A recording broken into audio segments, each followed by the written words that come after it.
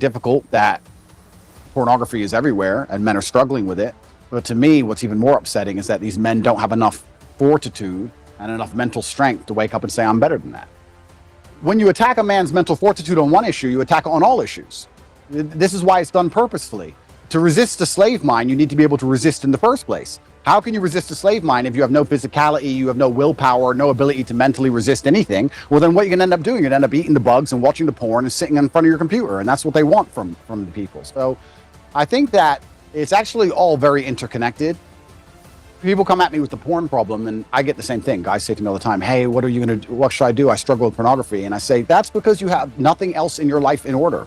If you were in good physical condition and you had the money you were supposed to have and you had the mentality you were supposed to have, you wouldn't need it.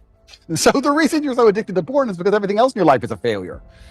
And yeah, it's certainly a complicated issue. It's a difficult one. And this is why they fear male agency so much, because when men truly wake up and decide to be the best versions of themselves, they're hard to control because all these control mechanisms fall by the wayside. They don't want the porn anymore. They don't want the antidepressants anymore. They don't want the garbage anymore. And now you have a whole bunch of men who actually want truth and honor and respect, and they want to live for something.